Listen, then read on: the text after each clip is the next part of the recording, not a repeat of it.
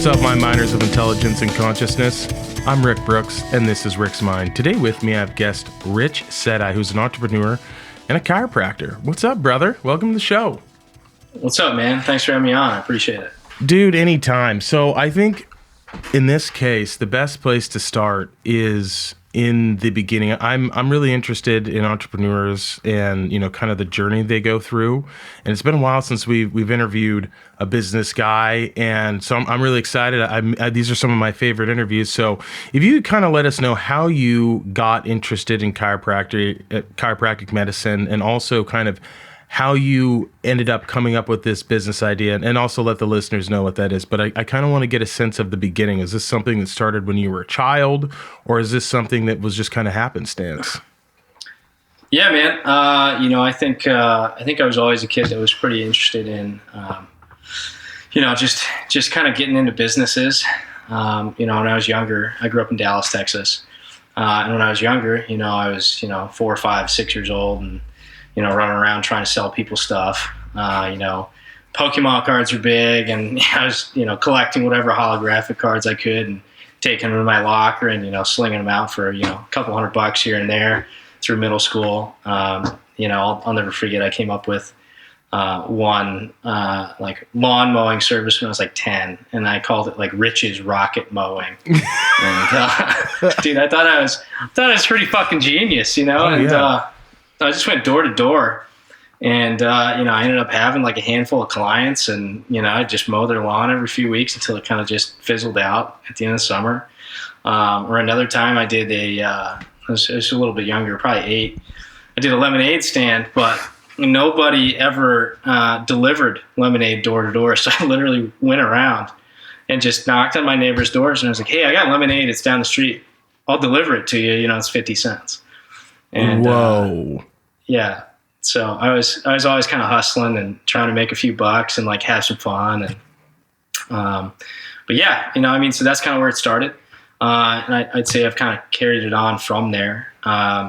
Since then I've had, multiple businesses. I'd say the most significant one in more recent time was, a lacrosse company that I started back out in 2012 when I first moved to Portland, Oregon from Dallas.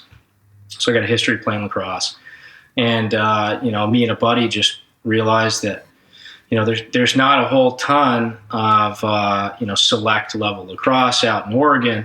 Still small sport, and so he and I, his name's Nick. He and I started a company called Bridge City Lacrosse. And there's really only one other competitive similar product that I actually thought was the quality was lower, and the price point was like 3 or 4 times as high. So we're like, fuck these guys. Like, we can do this better. We have better coaches. We got better players. And so we took that, and it was 2012 or 2013, took that with a $6,000 loan from his grandma, and turned it into, $1 million gross company, a handful of years later, before he and I both exited.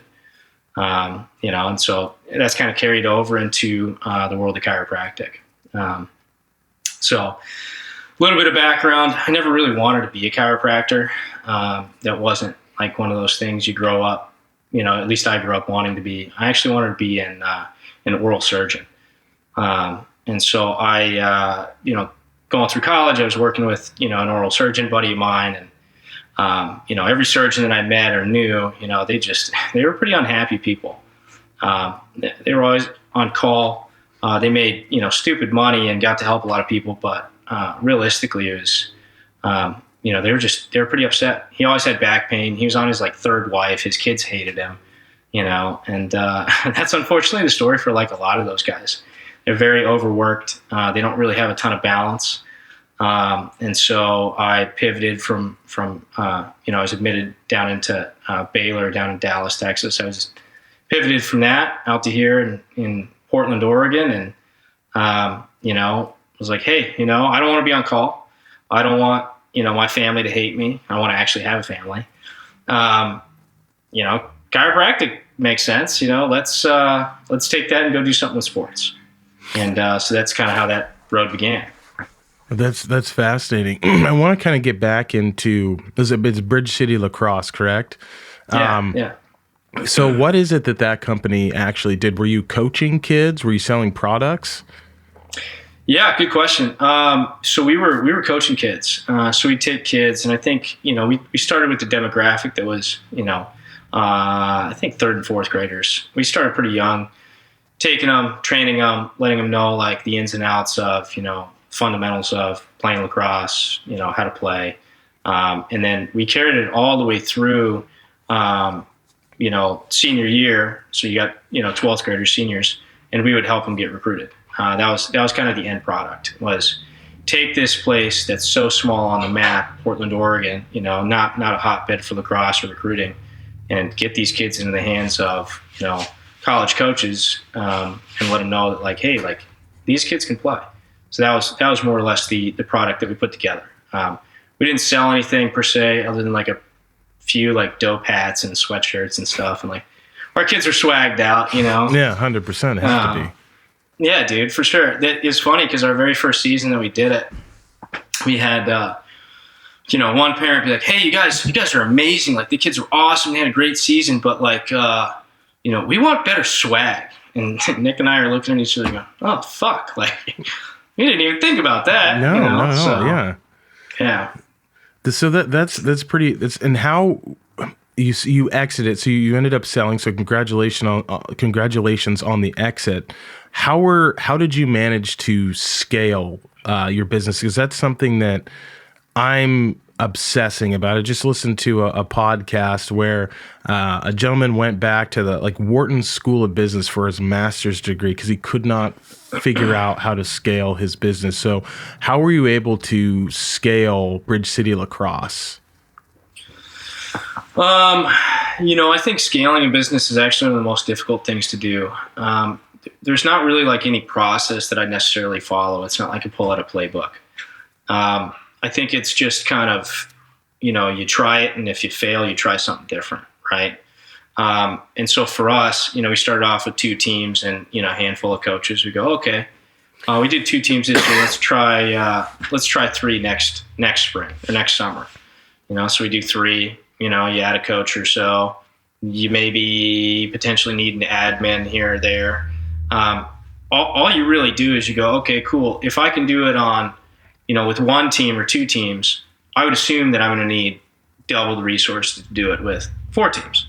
So in order to scale, I think all you do is you take your product and you go, okay, is it working? What do I need to tweak? And now can I get the right personnel in there to double capacity? Right. And so genuinely, like, that's kind of how you scale anything, at least in my experience. If that makes sense. No, that does make sense. It definitely does. And I think in the your use case or the business model you have, it's very dependent on human beings, which are that's a variable that number one, it's a huge expense, but there's a lot of variable because you don't know like the types of qualities of coaches you're going to get. And so how did you kind of mitigate selecting the right personnel in order to see the business grow and scale correctly? Yeah. When I was coaching, I was also still playing men's league ball. And so I was always trying to hunt for, a good team to play on, and finally found one. And so I kind of lucked out because all the guys I played with, they're all former Division I, Division II, Division III, like really high level club ball guys. Like, so I literally just went down, my team's roster, and I go, who do I think would be a good coach? Who do I think can, help us out? Let's try it. And so that's kind of how I did it. That was more or less my avenue to get that good coaching that I needed. Were you doing this business while you were in college for chiropractic? Yeah, actually, yeah, I was. So my buddies used to joke to me. I'd literally sit in the back of the class and be sitting in anatomy, and on the back of my laptop talking to some dude in Pakistan about how I still needed 40 jerseys to arrive, and where the fuck were they? And so I was kind of doing a couple things at once, and needless to say, my anatomy grades weren't always the best. But yeah, I bet. I got through, right?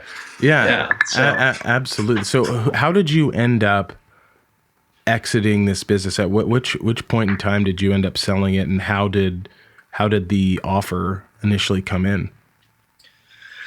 Yeah, I mean, we got to a point where we were grossing pretty good. So, I mean, don't think I made a killing off this or anything. I basically made, a few summers worth of beer money out of all that effort, but learned a lot. I think I sold it in 2017 or 2018. I can't remember. Me and my partner, Nick, we essentially teamed up with a couple of our other buddies that had a similar model that they split off from us initially and started, and we kind of came back together. And so at this point, I was starting to get pretty busy in the world of, being a doc and treating patients. And so it was just getting to be a little bit of a headache. So, I talked to him about it, and Nick was feeling the same way with his job. He was working at Nike at the time. And so what we did is, we just pitched him, hey, we want out. You guys are doing a great job taking it down the road you are. Like, you guys want to do lacrosse full time, like, have it, here's kind of our, stipulation. And, they essentially negotiated with us, and we were good, and we got bought out, and Nick and I moved on. Oh, that's fantastic. Was it all up front, or did you end up like having like kind of a payment system that you'd worked out when you exited? You don't have to talk about it if you don't want to. No, man. I mean, it wasn't anything crazy. We got it all up front, and so it was essentially, like a handful of summers worth of pay. And so when we were doing this, we'd probably make, we'd each pocket about, $10,000 a summer. And so, it was kind of on the scale of that, where you walk away and you go, okay, $1 million grossing business, but your expenses are astronomical. So, what's it actually worth? And so, right there is also kind of when I learned a little bit about like valuation of a business and how to take a look at stuff like that. That's pretty cool, man. You just learned all of this on the fly just by doing, which I find fucking awesome, dude. That's great. Thanks, man. It's the best way to learn. So you sell that business, you're treating patients, and you have an idea for a business in the field that you studied, which is chiropractic medicine. So what is the business that you currently are working on or doing right now? Yeah. So I initially went into chiropractic care with the intention of never seeing a patient, believe it or not. My best buddy back at home, his name's Jordan. He played in the NFL. And so my thought was like, all right, I'm out in Portland. I'm going to get my degree. I'll have a doctorate. I'll have a master's in sports medicine. I'll go back and open an athletic performance center. That's kind of, that was always my passion anyways, with athletics. And about midway through school, I got just fucking hammered by a truck that blew a red light as I was making a protected left turn, and it totally changed my life, changed my perspective. And so I actually wound up having a really bad experience with that. I had some pretty horrific injuries in my neck and back, and physically it kind of changed me too. And so I ended up getting into the world of motor vehicle accidents. And so my first employer, I met him actually through an orthopedic surgeon buddy of mine that I used to, hang out and party with back in the day. And he's like, hey, this guy's hiring, you should check him out. And so it was kind of a little bit of a calling to me. And so I worked with him for about 3.5 years. And when push came to shove, we had a partnership agreement, more or less, kind of talking about what the next steps were, and we just didn't really see eye to eye. So I actually went off and joined a different company, and that company is Accident Care Chiropractic. And when I joined them, they only had like 6 or 7 clinics, and that's about 3.5-4 years ago. And now we have 18. So I'd say, I'd consider myself a little bit of an entrepreneur, but also like an intrapreneur, because what I've done over the last 4 years is essentially help scale a business. You talked about business scaling. Like, turns out I'm actually pretty okay at it. So that's more or less what I've been doing. So you've been helping this. So are you like how does this work? You were hired on, were you hired on just as a doc, or were you hired on as like a partner? Or were you initially hired on as a doc and then made your way to become a partner in the clinic? I'm unfamiliar with this world. Yeah, for sure. Great question. Most of the time out of school, you get hired on as just like a general practitioner, like an associate doc. I initially sat down with one of the partners at Accident Care and told them, hey, I want to own my own clinic. I want to be able to do my own thing, and I think I can add a lot to it. And he was like, hey, look, I don't know if we could do that, but how about a job? I'll pay you an astronomical amount. And I basically told him, I was like, hey, go fuck your job. I don't want your job. And he and I still joke about this because we talk about it every so often. But I was like, I can grow a fucking company. Like I'm not looking for a job. What I'm looking for is like some growth. Like I want the journey. I want to establish myself and build something. And he goes, okay, well, you need to talk to my other partner, Alexis. And so I was like, all right, sweet, I can do that. Sat down with her, kind of told her the same thing. And so I was actually brought on as a partner right out of the gates. And that was the first and only time that they've ever done that. And the compromise essentially was like, okay, Rich, we'll give you your clinic. Let's see what you can do. Let's see what you can actually add. You talk a big game, but let's see what you can actually add. And so that just turned into them being like, oh shit, like you add a lot of clinical value. You know how to scale things, like and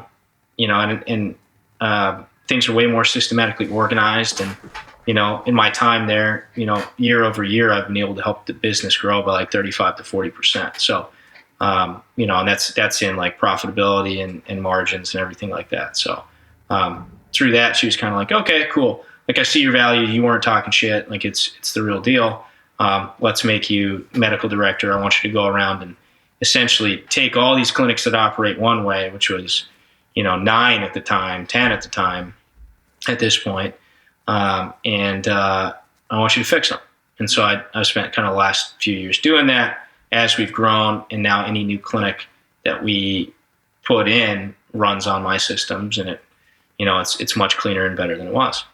So, yeah, you've just opened up a can of worms. I've got so many more questions for you. Yeah, dude, hit me. So, when you initially get on as a partner, like what is that? What to the extent you can talk about it, right? Sure. Sort of in broad strokes, what does that agreement look like? Are you taking a pay cut for like equity within this company, or do they help you bankroll like the capital? Are they giving you capital to essentially build out your own clinic? And I just don't understand how that all worked. Sure. Well, so about the time that I joined Accident Care was, I told you I'd been in a car crash. It's about the same time I got a settlement for my car crash. And my car crash was fucking horrific, by the way. My car looked like a toaster when it was done. Mm-hmm. It was bad. And so I ended up getting about $35,000 out of that. But for me at that point, like that was life-changing money. Yeah. And so in combination with, the other, 15 or 20 I had saved up, I basically took my entire life savings to that point, put it into this clinic project. And that bought me about a quarter of a clinic. Clinics are, about $300,000 or so to start. And so they got me about, at that time it was 200, but got me about a quarter of a clinic. And, I got a small salary, but a lot of it was sweat equity in combination with that, just hoping and praying and, just telling Alexis, like, hey, like, as long as you guys can get patients through the door, help me do that, like, I'm good. And so that's kind of how that happened. So the partnership is they essentially, you have your own clinic. They're giving you sweat equity, and they'll kind of help float the cost of setting up the other, whatever, let's say 75% or 60%. Or whatever. 75% of the cost. And they helped you with the marketing, correct? Like they had, I'm assuming, a system that they had in place for marketing and getting patients, or maybe there were certain patients that maybe lived closer to their clinic, and then they would kind of roll them into your door. Or were you responsible for all the marketing for your first clinic initially? Yeah, so my first clinic was, I think, clinic number 8 in their system. The marketing kind of plays on itself, because when you already have a infrastructure established, people already kind of know about you and know what you do. So I was thankful, and that I was kind of the beneficiary of that. So essentially, yeah, their 75% is, hey, we have value because we exist already. we have a marketing presence already. You're going to see patients because of that. And then what was up to me was managing the clinic, turning it into my own and making sure that it ran the way that I wanted it to kind of give them a demonstration of, like proof of concept by comparison to how they were running their other ones. But I mean, I was still out there hustling. I was still out there trying to market, going to doctors' offices, talking with attorneys, auto body shops, anything that was like kind of pertinent to motor vehicle patients, and once I got busy enough, I was in the office more than I was, hitting the pavement. And then once that happened, is that when you brought in another doc? Because I'm imagining you probably, I don't know how often you treat patients, but I'm assuming you're more of a business guy. I don't know. I'm assuming right now. Yeah.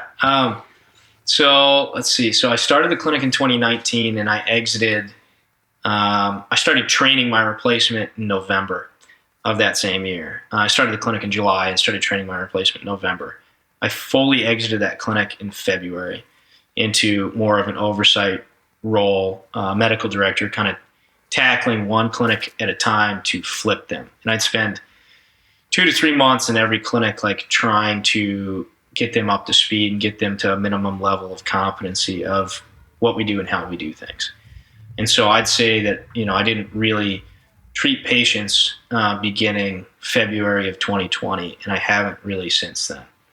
The only exception is if I fill in for a doc on a day here or there, or if I am asked to do an exam on a patient for an attorney or for an insurance company, then I'll see a patient. Okay. How often are you examining, and I want to get back into the business, but how often do you do exams for attorneys? Are you the only person that's qualified to do that? No, I think that there are a couple of docs in our organization that would be completely capable and competent.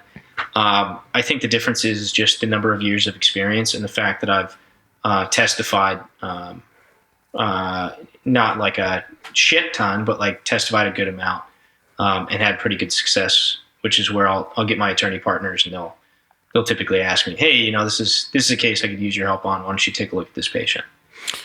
This is just blowing my fucking mind because I just didn't even know this industry existed. And why would I? Because knock on wood, I've never been in a car accident. So it's like you don't know until you know. But like there's attorneys and auto body shop, and you're all kind of partnered up, right? Like I would assume you have partners that you work with that you guys can feed each other business. I'm not 100% sure how it works. It seems like it would. So there are laws against things like that. Okay. And so, yes, we all have our preferable, partners, but, it would be illegal for me to steer you and go, hey, Rick, you need to go here, here, and here. Like that's kind of frowned upon. So, but, I can make suggestions. Hey, I think this is the best auto body shop in town. Hey, I think this is the best attorney in town. And so I think that when you have mutual respect for one another, that's kind of how the world works. Yeah, 100%. Yeah. The cream rises to the top. So kind of getting back into the business. So when you're going into a new clinic and you are getting them up to speed on the new processes, how difficult is that? Because to me, that seems like that'd be a tough job. One, because there's human beings involved. And number two, because there's probably going to be a lot of resistance, because in a lot of companies that maybe aren't performing the best, a lot of people never ask the question, why are we doing things the way we're doing it? Is there a better way? They just kind of generally, people go through the motion. So how do you turn those types of attitudes around? And how do you get people to really buy into the culture? Yeah, I think that's perpetually the toughest thing, in all honesty, man. There's one clinic I went into of ours that, I went in and I was kind of like, hey, and I wasn't as tactful back then, right? This was 3 years ago. I went in and I was basically like, hey, Nobody's wearing a collared shirt. Nobody's dressed business casual. You guys all look like a bunch of fucking schmucks.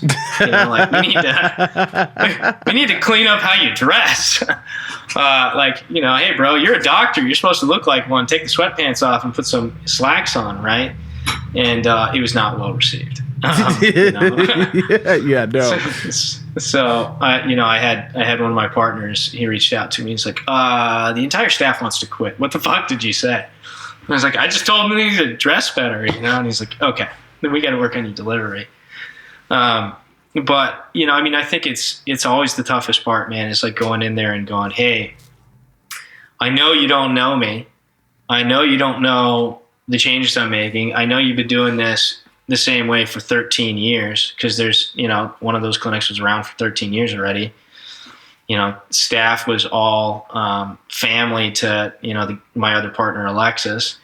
Like, I'm just some white dude walking in, and, telling them like, hey, we got to change this, this, and this. And go, who the fuck are you, And so it's hard, man. So you have to go in there and you have to show them proof of concept and you have to be present and you have to, essentially stand your ground. And stand your ground in a polite way, right? Like where you go, hey, look, I know you've done this way for so long, but hey, let's talk about the positives and negatives to this. And let's talk about the positives and negatives to maybe changing this. And so you just become more tactful over time. And so as we've been making these changes and getting everybody on board, it's become an easier task for me and for now my regional guys that I work with to be able to institute changes because like everybody sees the big picture. Everybody's vision has kind of shifted. And so, to answer your question about how do you go in there and like ensure that the culture is good, most people are very change averse. They don't want to do that. People don't always want to work hard. At one point or another, dude, like you just give them the road and you go, hey, we're going down this road. You're either on the boat or you're not. If you're off, like that's fine. We'll see you later. And so there was a little bit of that going on. I don't ever look to fire anyone, neither do my partners. And frankly, we didn't lose that many people. Most people were like, oh, I get it. Like, cool, we're on board. Like, yeah, we're gung-ho. Like, we can make these changes. Things will get better. We've seen it in Clackamas. We've seen it in other clinics now. Like, we can do this. But yeah, you can't really, you have to impose your will without imposing your will, is kind of the best way I can say it. Because initially when I come out there and from an athletic background, Rick, you played ball. You know how it is. Yeah, I do. You can turn around to your teammate and be like, hey man, you're fucking up. Like, get your shit together and let's go. Yes. You can't do that in the workplace. And that was initially the attitude I came in with. And like, I realized really fast, like I can't say that to a 21-year-old girl, right? Like, oh shit. So I can see why she hates me, but No, maybe she was a softball player. You think along the lens of an athlete, right? Or someone that's very competitive. But that's good for you. It makes you more well-rounded individual to learn different styles of communication. But it's also that thing of culture. It's also important to get people that are going to be a good fit and are ambitious and kind of fit within your vision, and so, that being said, where do you see this going? You started out at 8 or 9, but 7, then you opened 8, and you're up to 18 now. Where do you see this going? Like, how many of these are you trying to get to? Like, what's the end game? I don't think that there's a number. The thing that drives, I think our company is, again, like I said, I had a really fucking terrible experience after my car crash. Nobody could point me in the right direction. It took 6 months for them just to take x-rays of my fucking neck to tell me it was broken in 2 places. And I was at a school getting treated, right? And they couldn't even, they didn't even take x-rays on time. Every MD I went to, misdiagnosed my injuries. Every chiropractor I went to misdiagnosed my injuries. Every PT was worthless. Like, it was just a genuine, just clusterfuck of terrible, with nobody being able to alleviate my pain or tell me why I was having it. And so there's a real lack of knowledge on motor vehicle trauma. And so to answer your question, I just don't want other patients or other people to ever experience what I had to go through. And so I look at it, and in most areas, like, nobody does things the way that we do, not even close. In fact, I'd say like nobody has the quality that we do, because quality is so high for us. Like that's what drives everything. It's like giving the patient the best possible experience, because when you do that, everything else falls into place. And so how far is this going to go? Well, I'm just going to keep going, and we're going to keep expanding into areas that could use us, right? And so, like, the long and the short to your question is that I'm just going to keep going until we feel like everybody's actually getting good care. Oh, that's awesome, man. So I'm assuming you would want to put these clinics in what? That's a better question. What decision matrices do you use when you're going to open up a new clinic? Like, what are some of the guidelines that you have in place? I'm assuming it's got to be kind of a high population density, or what's the criteria for that? It can be as simple as like, hey man, I just drove through that town. I saw one chiropractor and it didn't look like he treated auto injuries. Let's look at that. It could be as simple as that, where we've done that. We have one in McMinnville that was kind of like that. It doesn't meet any of the criteria that we would normally put a clinic in, but that's been successful. Realistically, you're right. You do have to have some type of population density. Typically, like a city the size of, like, I don't know, Tualatin, Tigard, like those kind of suburban 100,000 plus population. Like, that's where you can put a clinic and know that you're going to get enough business to keep the doors open. Aside from that, it's really looking at it and going, how many other people do what we do? Okay, if there are a few, like, how good are they? Like, let's do a little background. If this is already served by an area, an area where somebody's doing the right thing and doing a good job at it, like, great, cool. Maybe that's not where we need to be. But more or less, I don't. At the same time, like, I don't believe in oversaturation. A lot of people talk about, there's oversaturation, and I think that's bullshit, because if you're better, people are going to find you. Yeah. So, I don't know if that answers your question necessarily, but realistically, we just kind of take a look and see what we think. You're just fucking taking swings all the time. There is no, like, you're not methodically looking at what. No, that makes sense though. It's still young and growing, so why not? Right. Right. I think that's the mistake that a lot of people make, is sometimes people think too much. I think if anything, my what I'm guilty of is not thinking enough. Like, we just keep fucking plugging away at this podcast, man. We just keep going. We got, but that's part of the beauty of it. We're figuring out what the podcast is. We interview tons of different types of people, and it's fun. And if we would have still been in a phase of contemplating and trying to cherry pick people, we wouldn't be nearly as far as we were. So I can relate to you in that sense. Just find a place, good population. Oh, this has one chiropractic center in this town. Fuck it, we're going in here. They don't do accident care. We're in. Let's see what happens. That's great. How are you finding?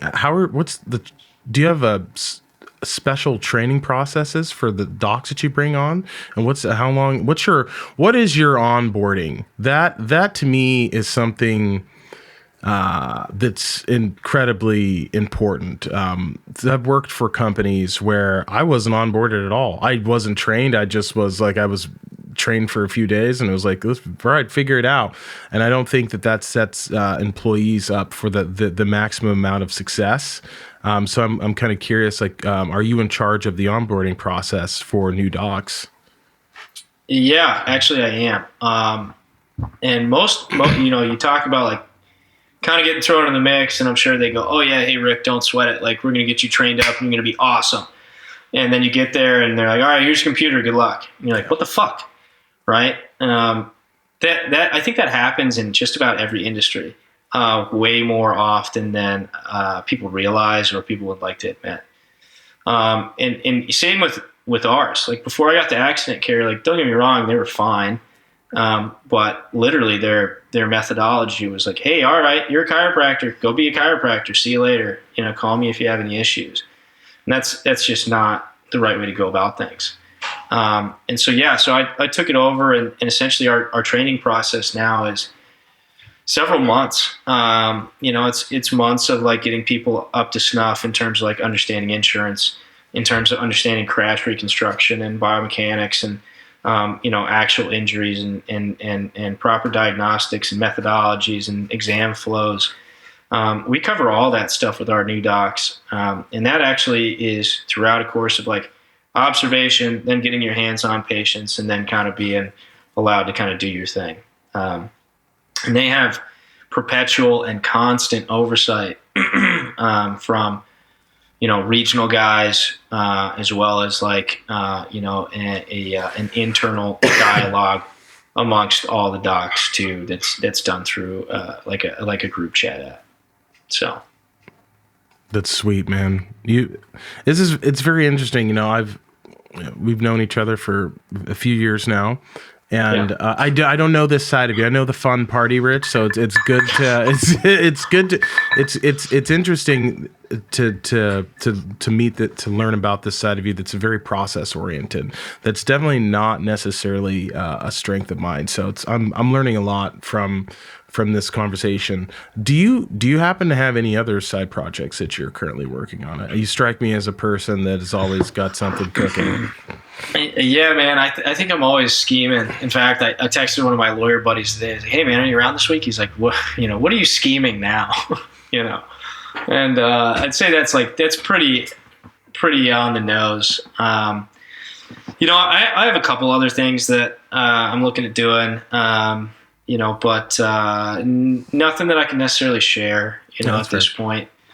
It has to do with, just integration of what we already have in place, and seeing how we can, maybe scale or do things a little bit better. That's awesome.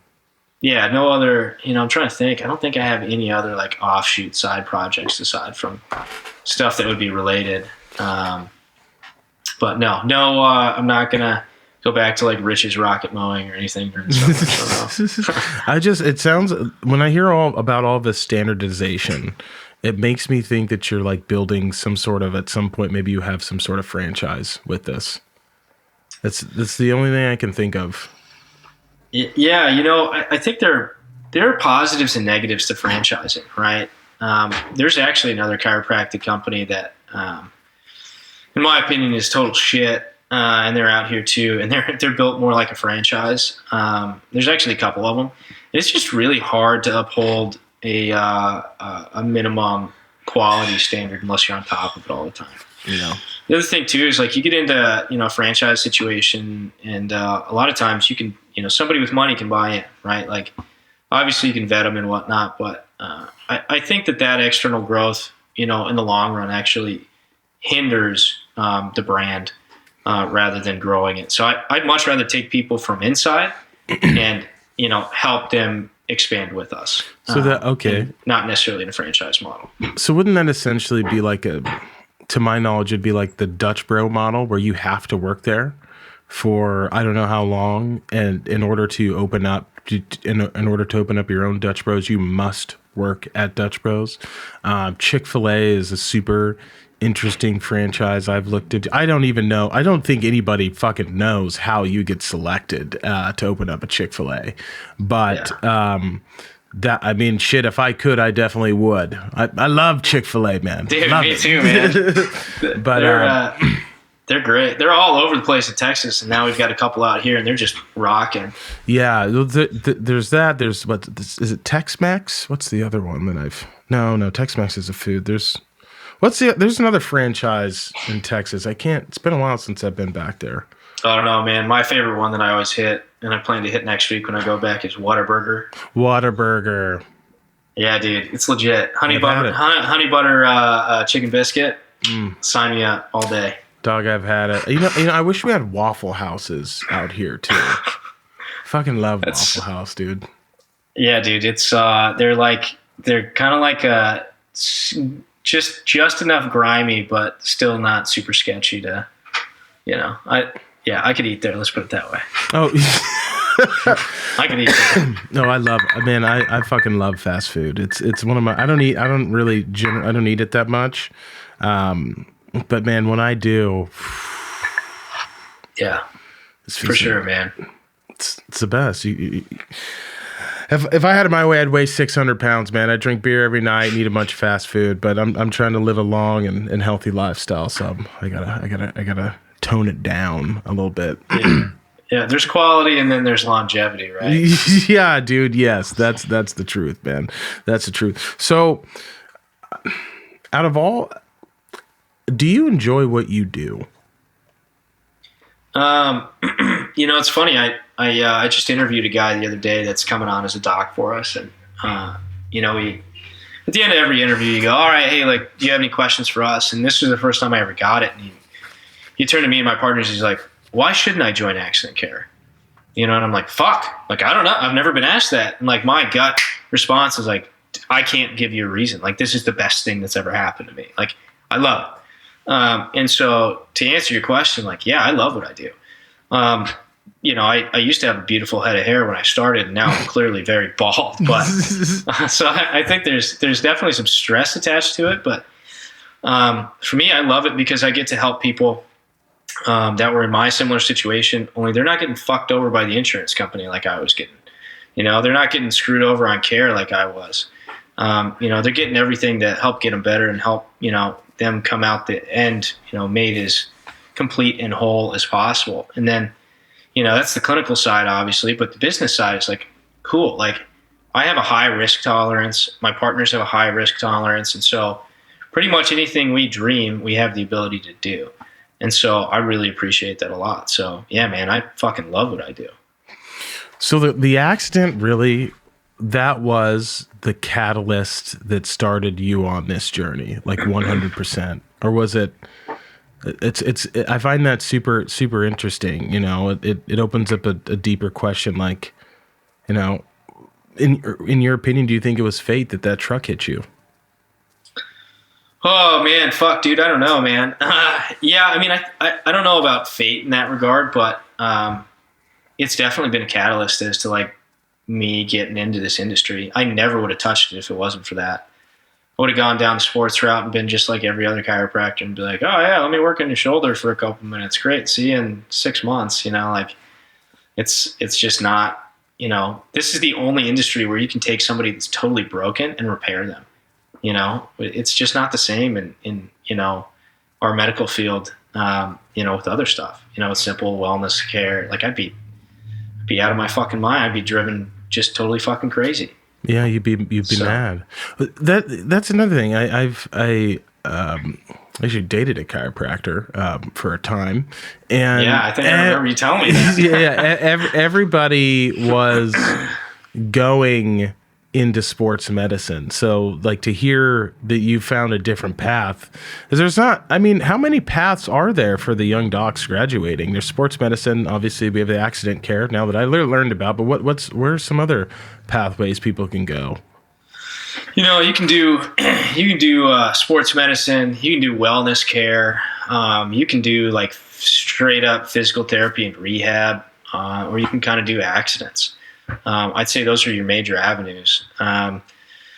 Wellness care is fucking annoying. Hey, I just want to be adjusted. And then you go and you adjust 60 people a day. It's stupid, in my opinion, right? Like you're using, it's like going to a house as a contractor and being like, well, yeah, cool. You got to do all this work, but I'm just going to hammer every nail and I'll see you later.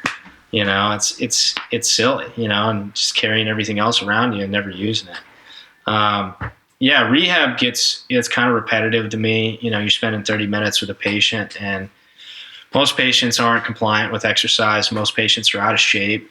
It's like you're hitting your head on a wall most of the time. I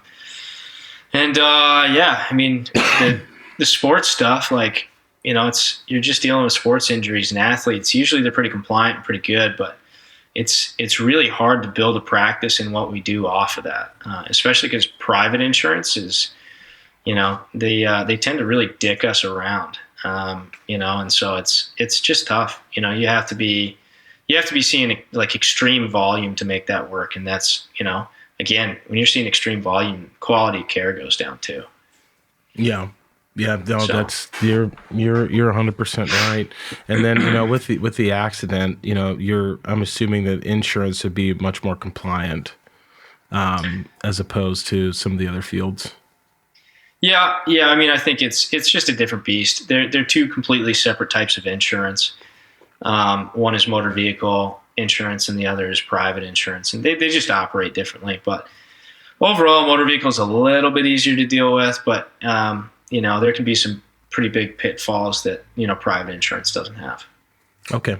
That's what are some of those pitfalls? I'm very ignorant to all of this. Yeah, for sure, man. There's a lot of factors that go into every crash case. And so part of the other reason why I like doing this is like there's a medico-legal component to every car crash, right? And so you have two sides to every case. And so like when we see a patient, we're technically on the plaintiff side when you look at it from a legal side, right? Like if you were in a car crash, Rick, and you were my patient, I would be representing you if you went to court. I would be your medical expert potentially. And, so I'm trying to do everything in my power to establish the fact that you have injuries and you're injured as a result of the crash, and you're going to have, XYZ, potentially lifelong needs for care. I have to prove that. On the insurance side of things, they kind of take the opposite standpoint, and they go, well, here are the factors that would determine that, Rick wasn't as hurt as you're saying he is. So we don't owe Rick anything, we'll give him, a few $1,000s for the care and $1,000, as a check for pain and suffering, and he can go fuck off. And so, and that happens all the time. And so like what we do really well is we harness that medico-legal aspect to ensure that, not only do you get all the care you need, whether you need surgery or whatever it may be, just chiro care, just PT, but you walk away with a grip of cash too, because insurance companies, man, they are not your fucking friend. They are these big conglomerates that take all of your premiums and they throw them into this big pot that just, that's in the stock market, that all they do is they try to capitalize on that 10% gain every year. Right. And so they're doing their best to hold on to their money because it just continues to make them money. So if they can screw you out of even $5,000, they win. Right. And so I like making sure that, every patient gets exactly what they need. Yeah, that's a dirty secret of the insurance companies. I always find it funny when like a hurricane will ravage areas and whatnot, and then you'll have certain insurance companies that will just go belly up because maybe they were over leveraged. That shit happens all the time, man. It's probably to a much less degree, I would assume with car insurance, especially if you can get it through credit unions and whatnot. But I'm not an expert, but you might be a good person. What are the best insurances that you would recommend people get to insure their cars that aren't going to fuck you over? It kind of actually, there's this weird like ebb and flow.